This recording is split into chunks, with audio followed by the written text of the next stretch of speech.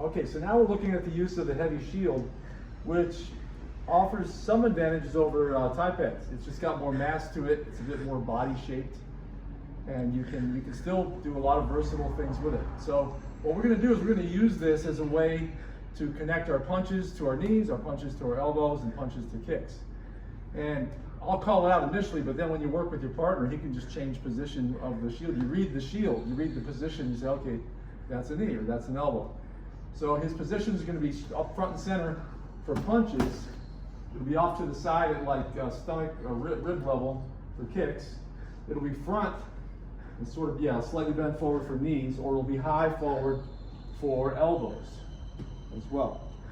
And again, it gives a satisfying kind of target, satisfying impact when you hit it, because it's just got some mass to it. All right, so here's what we do. Again, the goal here is punches into the other weapons, mostly closer range weapons. So we'll start off with punches to knee. So I might just throw 2 punches, a jab cross. He comes under, forward, yeah, a little bit higher with that, there you go. Now with this, off of the punch, what you're learning to do is to do this step. You have to get momentum to throw a knee. If I'm with this one, watch, I'll switch and I'll see how I kind of fall into it. I go here and it's a switch, but I'm also swooping into this so that I'm pushing off for the ground and my hips and everything are in motion while I throw that knee. I don't want to just step in and just throw something up in the air. That's not going to have a good impact, and it's not going to affect him as much. So we're here again, we go 1, 2, and now so notice I also did this. Off of the 1, 2, I did a little shuffle, and then I set my range. So you learn to do these little extra shuffles, and then the bigger step that leads directly into the knee. Now likewise, let's say I did a 2, well, let's do this again. We'll do 1, 2 again. 1, 2, and see I did this, but then I gauge my step so that my hip and leg, my knee are coming through. This gives him more protection too, so I can really wail away on it without him having to have a belly pad and tie pads. This has roughly the equivalent of both. So now we go punches to elbows.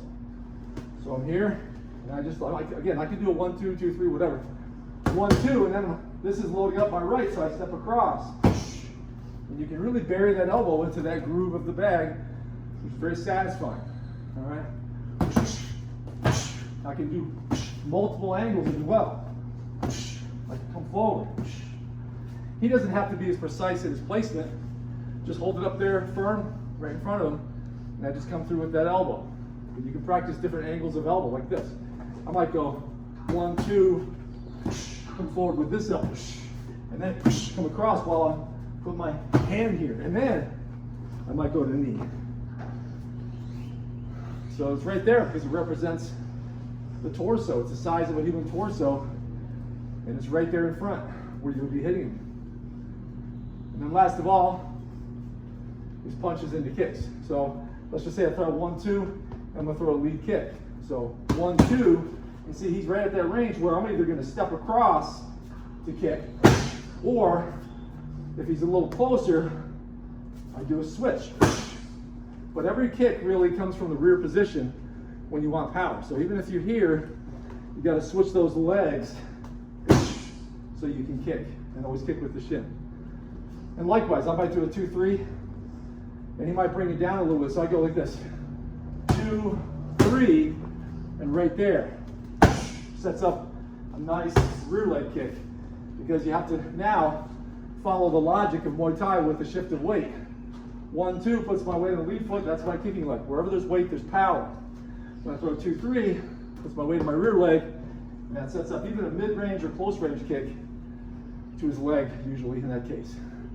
Now, what he could also do in a case like this is switch his hands. I do the same 2, 3, and then he immediately drops it down to suitcase level, like that.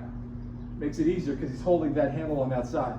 So we're up again, and I go 2, 3, and that would be, hitting him in the thigh right there. And I can really raise it up and drop it down on the thigh. The goal being to really damage that muscle so he can't put weight on that leg anymore. Okay, let's give these a try.